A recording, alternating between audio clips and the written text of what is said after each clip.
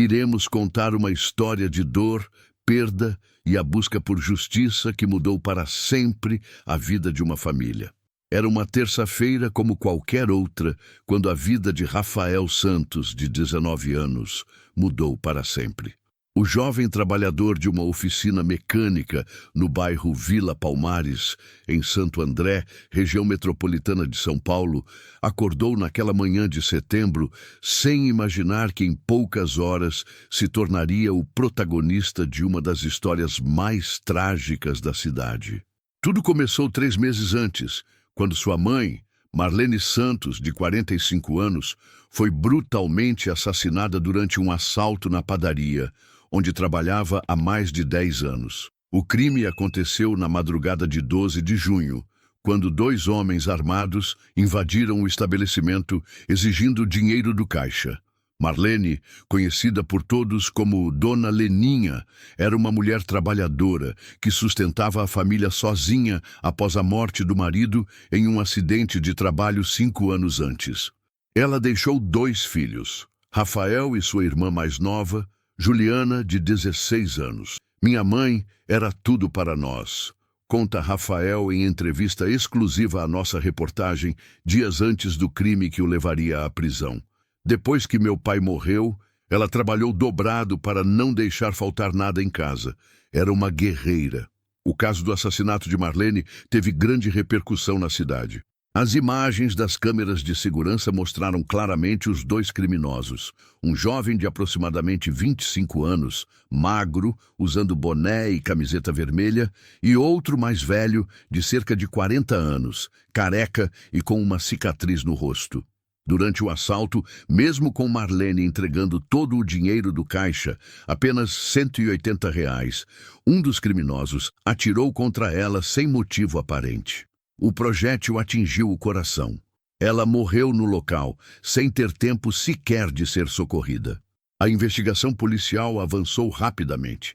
Em 2 semanas, o criminoso mais velho foi identificado como José Roberto Silva, de 42 anos, conhecido nos registros policiais como Zé da Cicatriz. Ele tinha uma longa ficha criminal, com passagens por roubo, tráfico de drogas e homicídio. O comparsa, identificado como Marcos Vinícius Oliveira, de 24 anos, foi encontrado morto uma semana depois em um terreno baldio. Segundo a polícia, ele foi executado, provavelmente pelo próprio José Roberto, para eliminar testemunhas. José Roberto, no entanto, permaneceu foragido por meses. A polícia chegou a oferecer recompensa de R$ 5.000 por informações que levassem à sua captura. Mas ele parecia ter desaparecido completamente. Para Rafael e Juliana, cada dia que passava sem notícias da prisão do assassino da mãe era uma tortura. Eu não conseguia dormir direito, relembra Rafael. Ficava pensando que aquele homem estava solto, talvez fazendo mal para outras famílias, enquanto minha mãe estava no cemitério. O jovem mergulhou em uma profunda depressão. Parou de sair com os amigos. Quase perdeu o emprego na oficina por faltas constantes e passou a beber com frequência. Juliana, por sua vez, teve que ir morar com a avó materna, já que Rafael não estava em condições de cuidar da irmã. Eu me sentia um fracasso, admite Rafael. Meu pai sempre dizia que quando ele não estivesse mais aqui, eu seria o homem da casa, responsável por proteger minha mãe e minha irmã. E eu falhei. Foi nesse período de desespero que Rafael começou a frequentar o quarto dos pais, que permanecia intocado desde a morte de Marlene. Ali, em uma gaveta do guarda-roupa, estava guardado o revólver calibre 38 que pertencia ao seu pai. João Santos, pai de Rafael, havia comprado a arma legalmente anos antes, quando trabalhava como vigilante noturno. Mesmo após mudar de profissão, ele manteve o porte legal da arma, alegando questões de segurança da família. Meu pai sempre foi muito responsável com a arma, explica Rafael. Ele nos ensinou a respeitar, nunca deixava que tocássemos nela. Dizia que era uma ferramenta de trabalho, não um brinquedo. Após a morte de João, Marlene guardou a arma e toda a documentação, sempre com a intenção de entregar tudo à polícia quando tivesse tempo. Infelizmente, esse dia nunca chegou. Durante os 3 meses de luto e revolta, Rafael pegou a arma diversas vezes. Inicialmente, apenas a segurava, lembrando do pai e de conversas que tiveram sobre responsabilidade e proteção da família. Eu ficava ali, segurando a arma do meu pai, e pensava no que ele faria se estivesse vivo, conta Rafael. Tenho certeza de que ele não deixaria a morte da minha mãe passar em branco. A situação mudou completamente na manhã de 15 de setembro, quando Rafael foi até o centro da cidade para resolver questões burocráticas relacionadas ao seguro de vida da mãe. Era uma terça-feira movimentada, e ele decidiu almoçar em um restaurante popular na região. Foi ali, em uma mesa do fundo do estabelecimento, que Rafael viu um rosto que jamais conseguiria esquecer. José Roberto Silva, o Zé da cicatriz. Estava sentado tranquilamente, comendo e conversando com outros 2 homens, como se nada tivesse acontecido. Na hora que eu vi ele, meu sangue gelou, relembra Rafael. Era exatamente igual às fotos que a polícia tinha divulgado. A cicatriz no rosto, o jeito de sentar, tudo igual. Não tinha como ser outra pessoa. Rafael saiu discretamente do restaurante e ligou imediatamente para a polícia, mas foi informado de que a viatura mais próxima demoraria pelo menos 20 minutos para chegar ao local. 20 minutos que pareciam uma eternidade para alguém que havia passado 3 meses sonhando com esse momento. Eu pensei, e se ele for embora antes da polícia chegar? E se ele desaparecer de novo? Não podia deixar isso acontecer, explica Rafael, com os olhos marejados. Foi então que tomou a decisão que mudaria sua vida para sempre. Rafael correu até sua casa, que ficava a apenas 10 minutos do restaurante, pegou a arma do pai e retornou ao local. José Roberto ainda estava lá, agora sozinho, terminando de comer e aparentemente se preparando para ir embora. Rafael se aproximou da mesa, sacou a arma e, sem dizer uma palavra, disparou 3 tiros contra o homem que havia tirado a vida de sua mãe. O primeiro tiro atingiu o peito, o segundo o abdômen, e o terceiro, já com José Roberto caído no chão, acertou a cabeça. Morte instantânea. O restaurante entrou em pânico. Clientes gritavam e corriam em todas as direções. Funcionários se esconderam atrás do balcão e Rafael permaneceu parado ao lado do corpo, ainda segurando a arma fumegante. Eu não senti raiva, não senti alívio, não senti nada, descreve Rafael sobre o momento após os disparos. Era como se eu estivesse vendo tudo de fora, como se fosse um filme. A polícia chegou em menos de 5 minutos, alertada pelos telefonemas desesperados de testemunhas. Rafael não ofereceu resistência, entregou a arma e se deixou algemar sem dizer uma palavra. O corpo de José Roberto Silva foi removido pelo Instituto Médico Legal e o restaurante foi isolado para a perícia. As primeiras investigações confirmaram rapidamente a identidade da vítima e o motivo do crime. Foi um caso que mexeu com todos nós da delegacia, conta o delegado responsável pelo caso, Marco Antônio Ferreira. Por um lado, tínhamos um jovem que perdeu a mãe de forma brutal e via na justiça comum uma demora inaceitável. Por outro, tínhamos um homicídio premeditado em local público. A notícia se espalhou rapidamente pela cidade.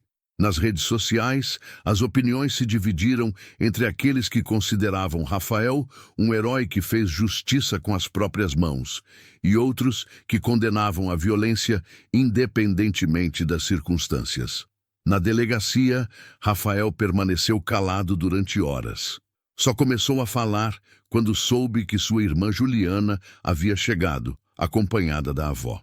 A primeira coisa que pensei foi na minha irmã, admite Rafael. Como ia explicar para ela que agora, além de não ter mais a mãe, também não teria mais o irmão? Eu me senti o maior egoísta do mundo. O encontro entre Rafael e sua irmã Juliana na delegacia foi um dos momentos mais dolorosos de todo o caso. A jovem de 16 anos, que já havia perdido o pai e a mãe, agora via o irmão algemado, sendo acusado de homicídio. Eu não consegui nem olhar nos olhos dela, relembra Rafael, visivelmente emocionado.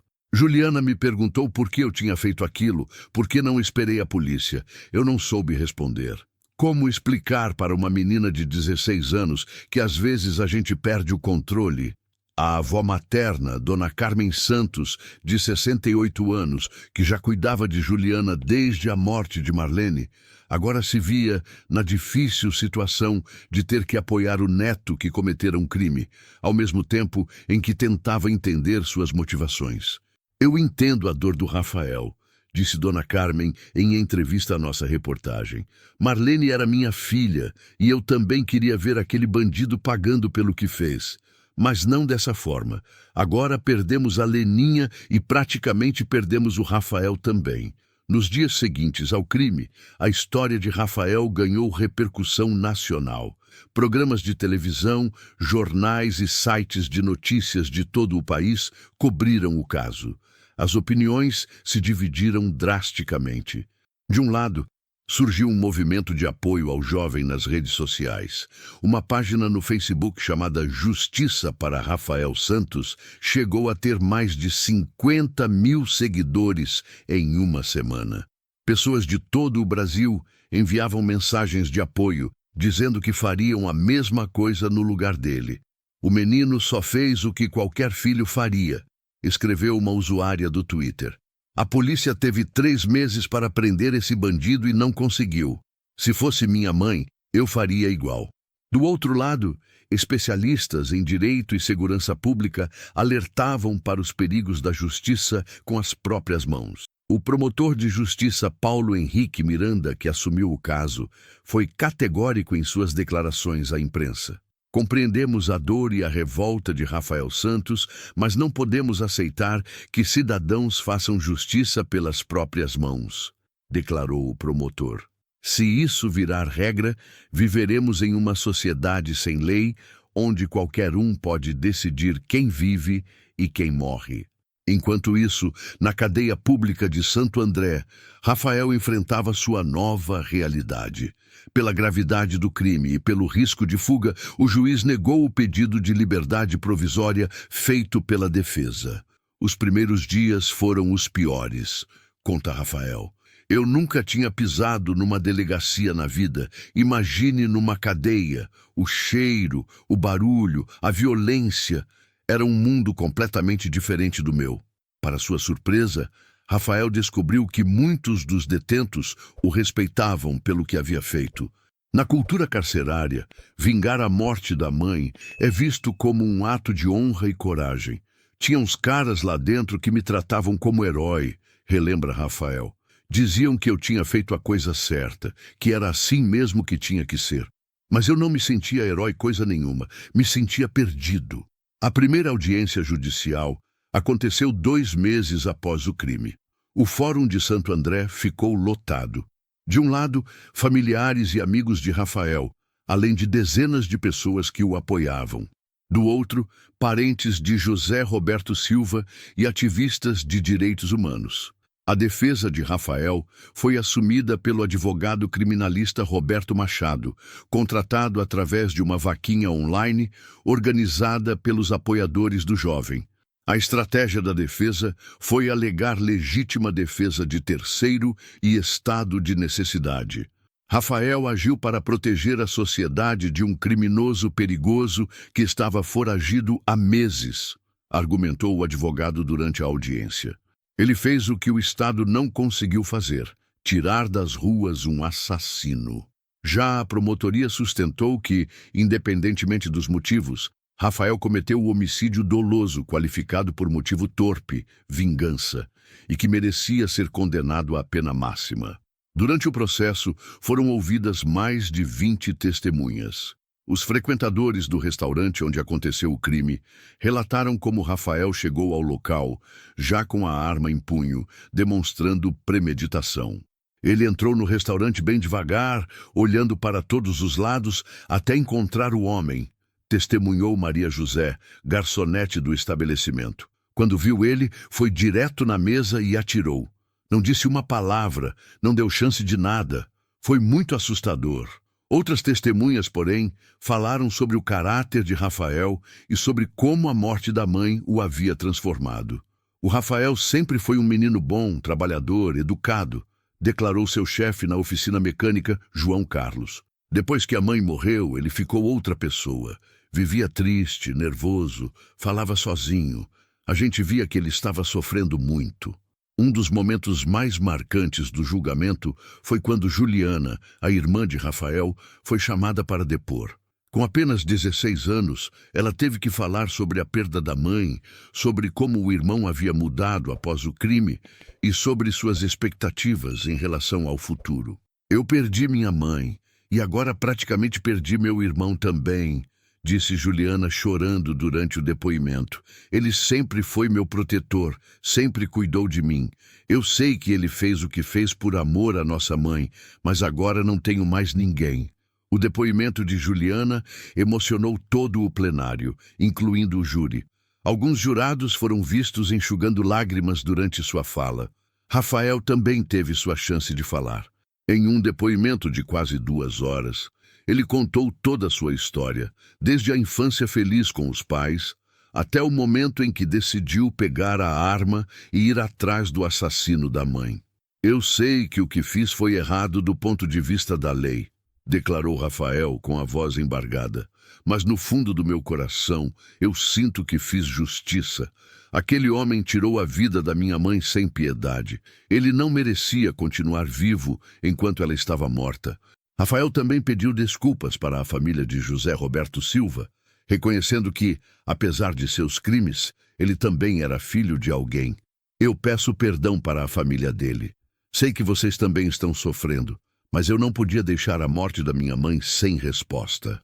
Durante o processo, foram revelados detalhes perturbadores sobre a vida criminal de José Roberto Silva. Além do assassinato de Marlene, ele era suspeito de pelo menos outros 5 homicídios e diversos roubos na região metropolitana de São Paulo. A investigação mostrou que José Roberto fazia parte de uma quadrilha especializada em assaltos a estabelecimentos comerciais. Ele era conhecido pela violência excessiva, frequentemente matando suas vítimas, mesmo quando elas não ofereciam resistência. José Roberto Silva era um criminoso extremamente perigoso, revelou o delegado Marco Antônio Ferreira. Nossas investigações mostraram que ele tinha prazer em matar. Não era apenas um ladrão, era um assassino em série. Esses dados foram usados pela defesa para tentar minimizar a pena de Rafael, argumentando que ele havia livrado a sociedade de um grande perigo. Paralelamente ao julgamento criminal, Rafael enfrentou problemas pessoais graves. Perdeu o emprego na oficina, já que não podia trabalhar estando preso. A casa da família teve que ser vendida para pagar as despesas do processo judicial. Juliana, que dependia financeiramente do irmão, passou a viver exclusivamente com a avó, que recebia apenas uma pequena aposentadoria.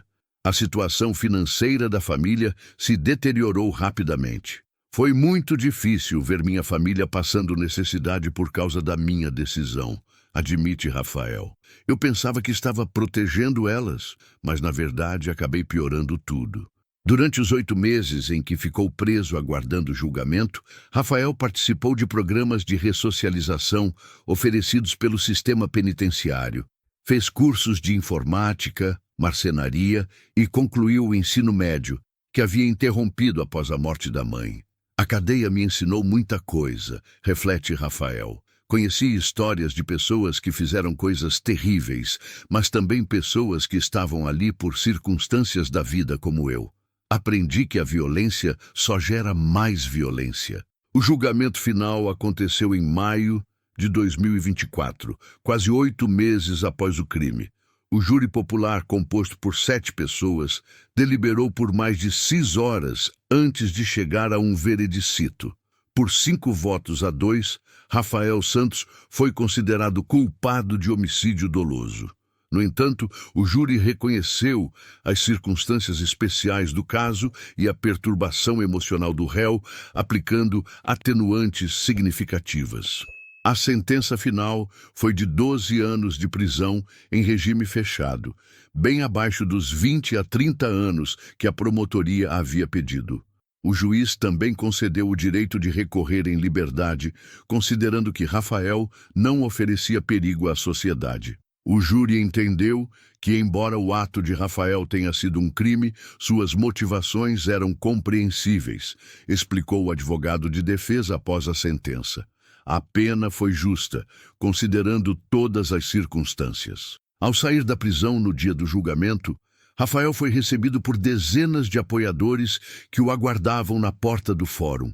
Muitos seguravam cartazes com frases como "Justiça foi feita" e "Rafael, herói da família brasileira". Mas Rafael não se sentia um herói. Em sua primeira entrevista após a liberdade, ele deixou claro que não recomendaria a ninguém seguir seu exemplo. "Eu entendo quem me apoia, mas não façam o que eu fiz", disse Rafael.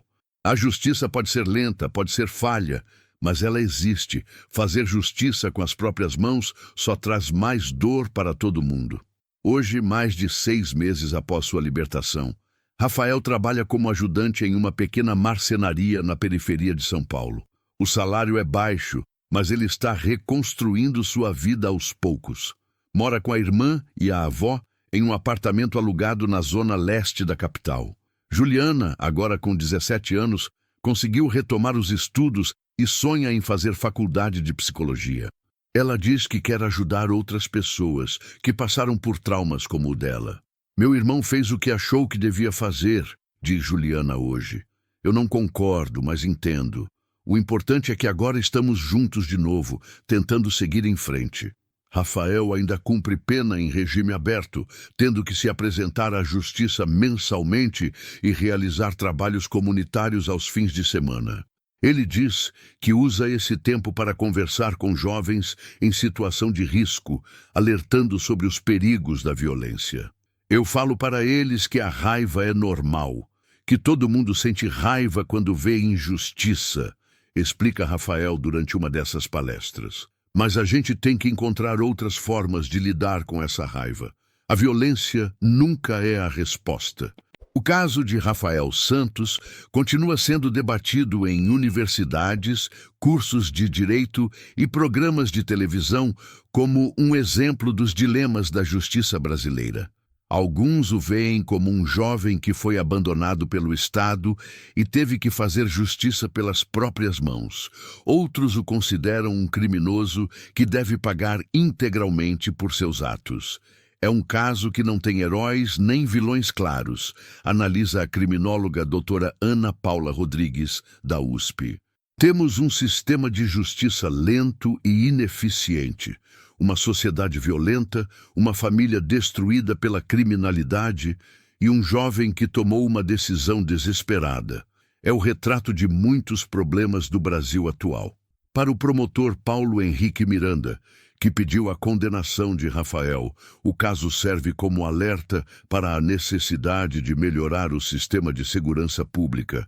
"Se tivéssemos prendido José Roberto Silva rapidamente, Rafael nunca teria tido a oportunidade de fazer o que fez", reconhece o promotor. "Embora não possamos aceitar a justiça privada, precisamos reconhecer que falhamos com esta família." Já o delegado Marco Antônio Ferreira defende que casos como este mostram a importância do trabalho policial e da paciência da população. "A investigação estava no caminho certo. Íamos prender José Roberto em questão de semanas", afirma o delegado. "Rafael não confiou no sistema e acabou se prejudicando. Se tivesse esperado mais um pouco, a justiça oficial teria prevalecido." O advogado Roberto Machado, que defendeu Rafael, acredita que o caso expõe as contradições da sociedade brasileira. "Vivemos em um país onde a população não confia na polícia nem na justiça, mas ao mesmo tempo condena quem resolve os problemas pelas próprias mãos", observa Machado. Rafael foi vítima dessa contradição. Atualmente, Rafael mantém um perfil discreto. Evita dar entrevistas e prefere se concentrar no trabalho e na família. Ele diz que seu maior arrependimento não é ter matado José Roberto Silva, mas sim ter causado tanto sofrimento para a irmã. Se eu pudesse voltar no tempo, não sei se faria diferente, admite Rafael. A raiva que eu sentia era muito grande, mas hoje eu vejo que minha irmã precisava de mim livre, não preso. Ela já havia perdido os pais, não precisava perder o irmão também. O revólver usado no crime, que pertenceu ao pai de Rafael, foi destruído pela polícia após o julgamento. Simbolicamente, representa o fim de um ciclo de violência que marcou para sempre a família Santos. Dona Carmen, a avó que criou Juliana durante o período em que Rafael esteve preso, resume bem os sentimentos da família. Perdemos a Marlene para a violência, quase perdemos o Rafael para a vingança. Agora só queremos paz e a chance de recomeçar. A história de Rafael Santos continua sendo contada em comunidades, escolas e centros de ressocialização como um exemplo complexo de como a violência urbana pode destruir famílias inteiras. Não há heróis, nem vilões absolutos, apenas pessoas comuns enfrentando situações extremas e tomando decisões que mudarão suas vidas para sempre. Hoje, quando visitamos o cemitério onde Marlene Santos está sepultada, encontramos sempre flores frescas em seu túmulo. Rafael e Juliana visitam a mãe todos os domingos, mantendo viva a memória de uma mulher trabalhadora que perdeu a vida de forma violenta e absurda. Minha mãe sempre dizia que a vida é muito difícil para a gente complicar ainda mais, lembra Rafael, de pé diante do túmulo. Demorei para entender o que ela queria dizer com isso. Hoje entendo.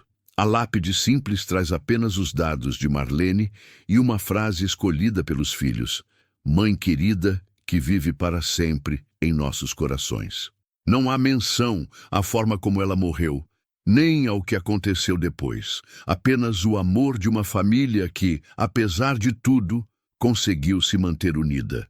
A história de Rafael Santos nos lembra que por trás de cada notícia de violência existe uma família real, com pessoas reais enfrentando dores reais, e que às vezes não existem respostas fáceis para as perguntas mais difíceis da vida. O caso de Rafael Santos não é um fato isolado na realidade brasileira. Pelo contrário, representa um fenômeno cada vez mais comum em um país onde a sensação de impunidade e a desconfiança nas instituições públicas crescem a cada dia. Para compreender verdadeiramente o que levou este jovem de 19 anos a tomar uma decisão tão drástica, é necessário analisar o contexto social, jurídico e psicológico que envolve casos como este. O Brasil possui uma das maiores taxas de homicídio do mundo, com mais de 50 mil mortes violentas por ano. Dentro desse cenário alarmante, a vingança privada emerge como uma resposta desesperada de cidadãos que não veem no Estado um protetor eficaz de seus direitos mais básicos. Segundo dados do Fórum Brasileiro de Segurança Pública, apenas 8% dos homicídios no país são efetivamente solucionados pela polícia. Isso significa que 92% dos assassinos permanecem impunes, criando um ambiente propício para que famílias busquem fazer justiça pelas próprias mãos. A vingança privada surge quando o Estado falha em sua função básica de proteger o cidadão e punir os criminosos, explica o sociólogo Dr. Marcos Oliveira, especialista em violência urbana pela Universidade de São Paulo. É uma resposta primitiva, mas compreensível do ponto de vista humano. No caso específico de Rafael Santos, todos os elementos estavam presentes para que a tragédia acontecesse. Um crime hediondo contra um familiar próximo, um criminoso foragido há meses e um jovem emocionalmente destroçado com acesso a uma arma de fogo. A lentidão da justiça brasileira é um problema crônico que afeta milhões de brasileiros. Segundo o Conselho Nacional de Justiça, CNJ, um processo criminal no Brasil demora, em média, 3,2 anos para ser concluído na primeira instância. Em casos mais complexos, esse prazo pode se estender por décadas. Essa morosidade não é apenas uma questão burocrática, ela tem consequências reais na vida das pessoas. Famílias de vítimas ficam anos esperando por uma resposta do Estado, enquanto criminosos permanecem livres, muitas vezes cometendo novos crimes. O sistema judicial brasileiro foi pensado para uma realidade do século passado. Critica o jurista Dr. Paulo Roberto Neves, especialista em direito penal.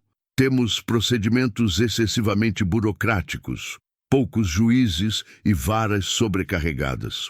O resultado é que a justiça não chega quando deveria chegar. No caso de José Roberto Silva, o assassino da mãe de Rafael, a polícia tinha pistas suficientes para sua prisão, mas a falta de efetivo e recursos adequados impediu uma ação mais rápida. Essa demora custou não apenas a liberdade de Rafael, mas também expôs outras famílias ao risco de se tornarem vítimas do mesmo criminoso. Além das consequências legais, o ato de Rafael teve impactos profundos em sua família e comunidade.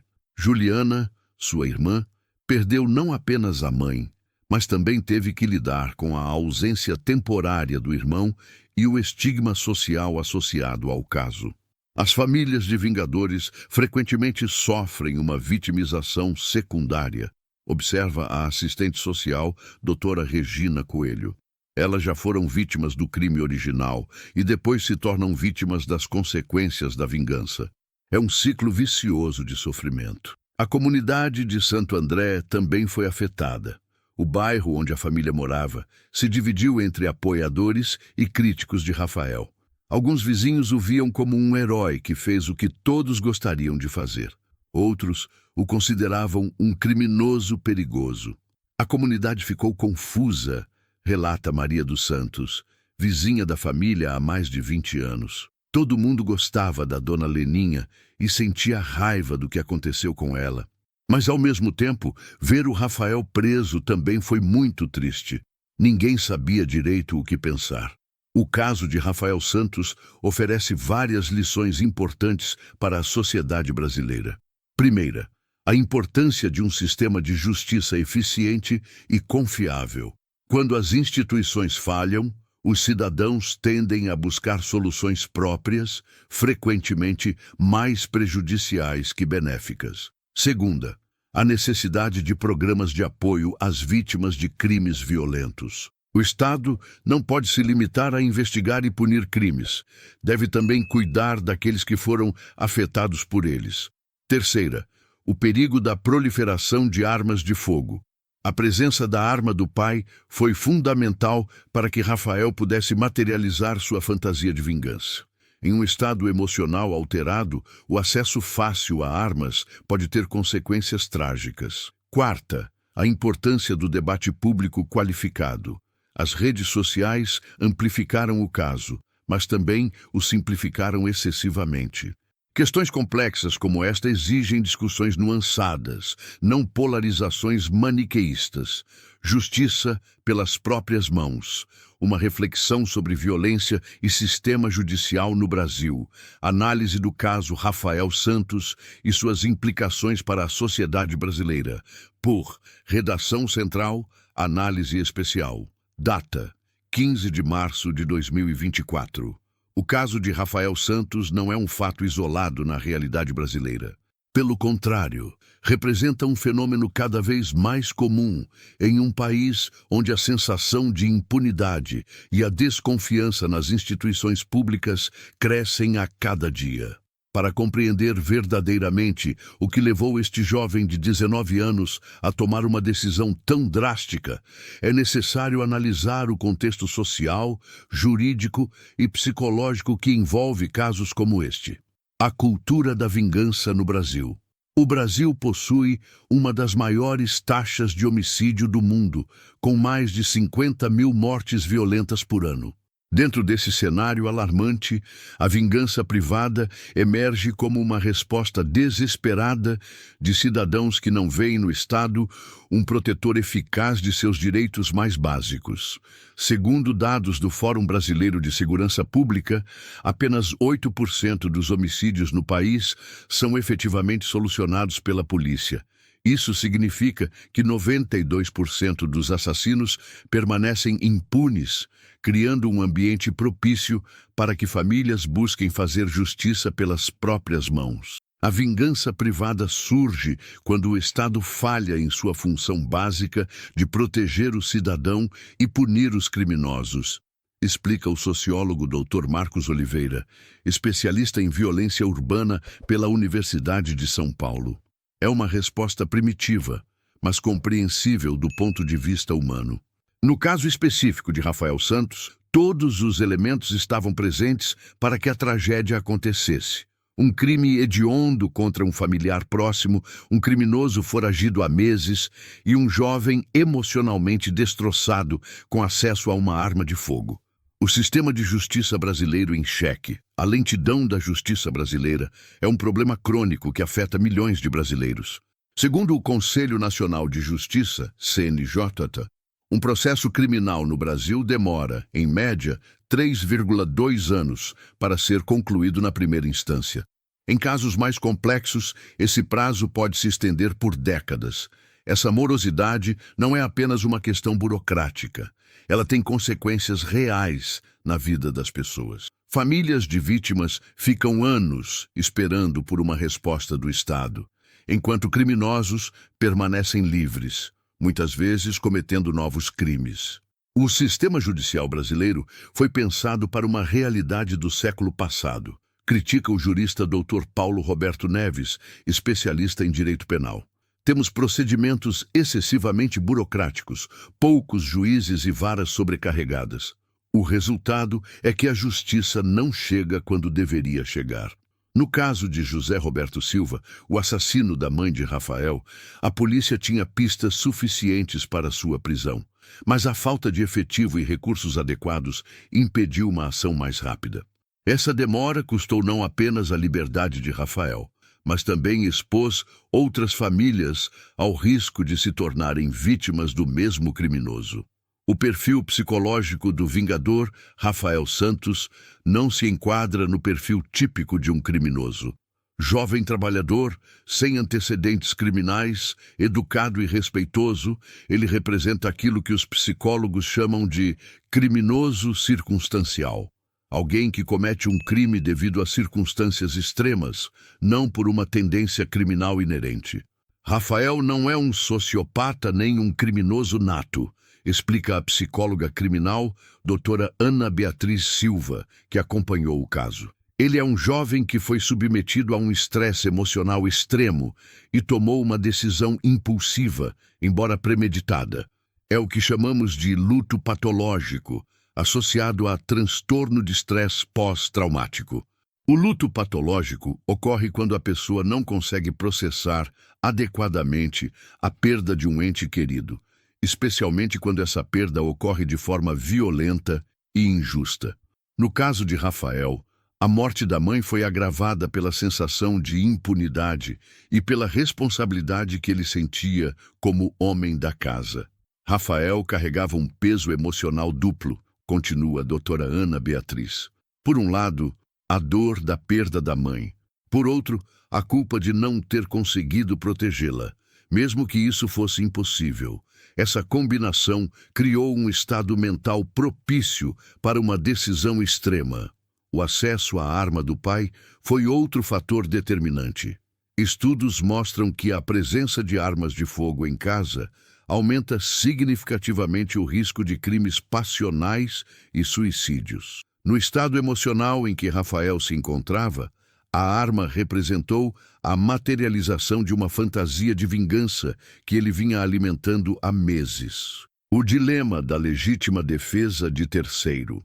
Do ponto de vista jurídico, o caso de Rafael levanta questões complexas sobre os limites da legítima defesa de terceiro.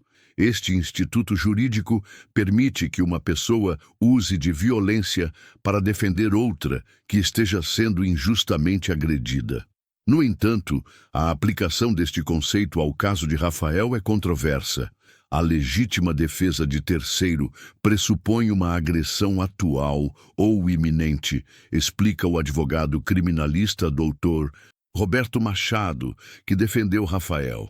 No caso do Rafael, a agressão já havia ocorrido há meses. Tecnicamente, não se pode falar em legítima defesa, mas sim em vingança.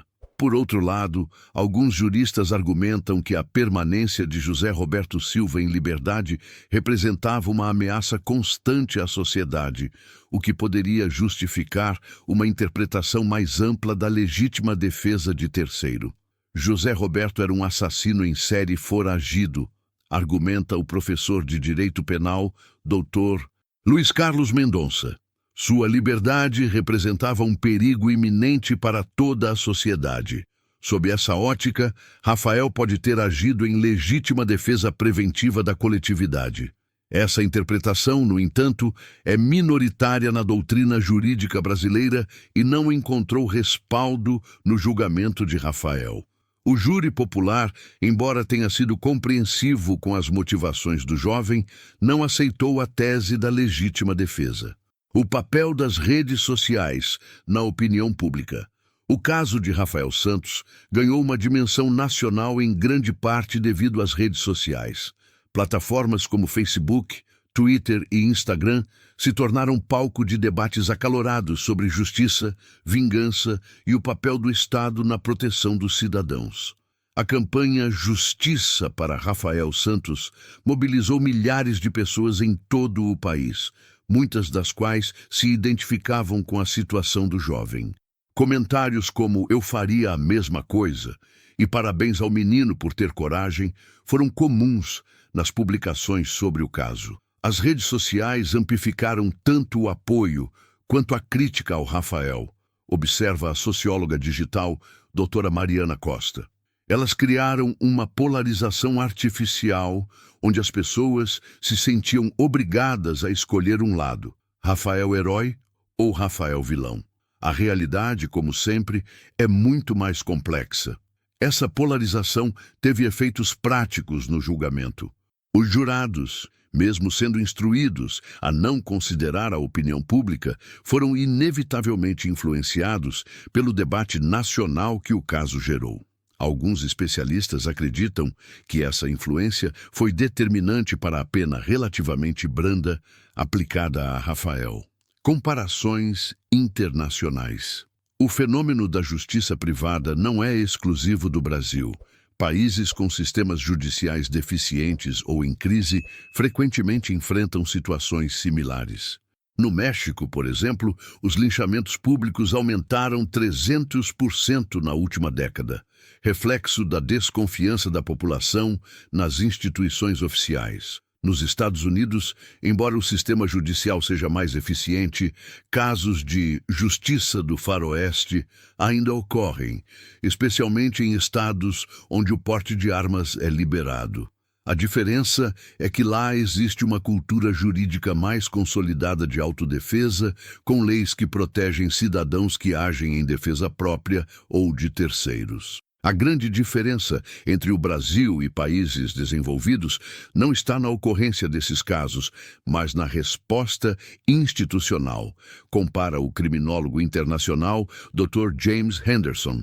Em países com sistemas judiciais eficientes, a tentação da vingança privada é menor, porque as pessoas confiam que a justiça oficial será feita. As consequências sociais da impunidade.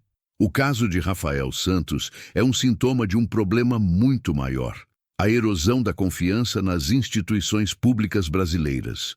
Quando os cidadãos deixam de acreditar que o Estado pode protegê-los e fazer justiça, eles naturalmente buscam alternativas. Segundo pesquisa do Instituto Datafolha de 2023, apenas 23% dos brasileiros confiam na polícia e 18% confiam no sistema judiciário. Esses números colocam o Brasil entre os países com menor confiança institucional do mundo. A impunidade não afeta apenas as vítimas diretas dos crimes, explica o cientista político Dr. Fernando Abrúcio. Ela corrói o tecido social como um todo, criando um ambiente onde as pessoas sentem que precisam se defender sozinhas. Isso é extremamente perigoso para a democracia. O resultado dessa desconfiança é o crescimento de fenômenos como os grupos de extermínio, as milícias, os esquadrões da morte e, em menor escala, casos individuais, como o de Rafael. Todos representam tentativas da sociedade civil de suprir uma lacuna deixada pelo Estado. O impacto na família e na comunidade, além das consequências legais, o ato de Rafael teve impactos profundos em sua família e comunidade. Juliana, sua irmã, perdeu não apenas a mãe, mas também teve que lidar com a ausência temporária do irmão e o estigma social associado ao caso. As famílias de vingadores frequentemente sofrem uma vitimização secundária, observa a assistente social, doutora Regina Coelho. Elas já foram vítimas do crime original e depois se tornam vítimas das consequências da vingança. É um ciclo vicioso de sofrimento. A comunidade de Santo André também foi afetada.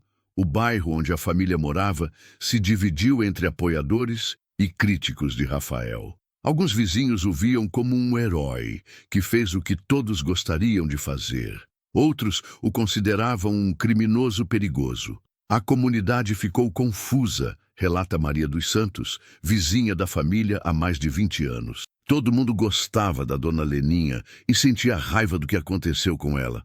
Mas, ao mesmo tempo, ver o Rafael preso também foi muito triste.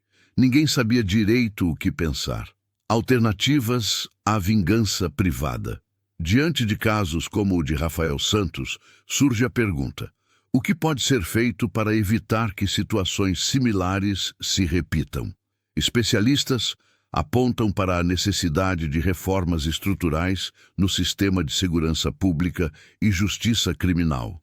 Precisamos de mais investimento em investigação policial, mais delegacias especializadas, mais juízes e varas criminais. Lista o ex-secretário de Segurança Pública, Dr. Antônio Carlos Biscaia. Mas também precisamos de programas de apoio às famílias de vítimas para que elas não se sintam abandonadas pelo Estado. O acompanhamento psicológico das vítimas indiretas de crimes violentos é fundamental para prevenir reações extremas como a de Rafael.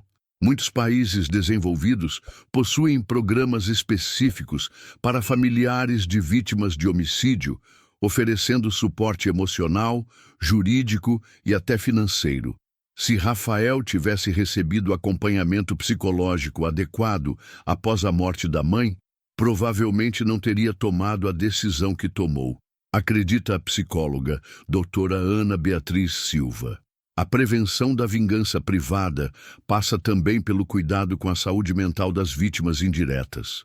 Lições aprendidas. O caso de Rafael Santos oferece várias lições importantes para a sociedade brasileira. Primeira, a importância de um sistema de justiça eficiente e confiável. Quando as instituições falham, os cidadãos tendem a buscar soluções próprias, frequentemente mais prejudiciais que benéficas. Segunda, a necessidade de programas de apoio às vítimas de crimes violentos. O Estado não pode se limitar a investigar e punir crimes. Deve também cuidar daqueles que foram afetados por eles. Terceira, o perigo da proliferação de armas de fogo. A presença da arma do pai foi fundamental para que Rafael pudesse materializar sua fantasia de vingança. Em um estado emocional alterado, o acesso fácil a armas pode ter consequências trágicas. Quarta, a importância do debate público qualificado. As redes sociais amplificaram o caso, mas também o simplificaram excessivamente. Questões complexas como esta exigem discussões nuançadas, não polarizações maniqueístas. Perspectivas futuras. Atualmente, Rafael Santos está reconstruindo sua vida lentamente. Trabalha, estuda e cumpre suas obrigações legais. Sua experiência serve como alerta para outros jovens que possam estar passando por situações similares. Hoje eu vejo que existiam outras formas de lidar com minha dor, reflete Rafael. Poderia ter procurado ajuda psicológica, poderia ter me engajado em movimentos de direitos das vítimas, poderia ter canalizado minha revolta para algo construtivo. A vingança não trouxe paz, só trouxe mais problemas. Juliana, sua irmã, se tornou uma defensora dos direitos das vítimas de violência urbana. Pretende estudar psicologia e se especializar no atendimento a familiares de vítimas de homicídio. Quero ajudar outras pessoas a não passarem pelo que nossa família passou, diz Juliana. Quero que elas saibam que existe esperança, que é possível superar a dor sem partir para a violência. Ficamos por aqui com este fato. Espero que todos tenham gostado. Compartilhe para seus familiares. Um forte abraço e até a próxima.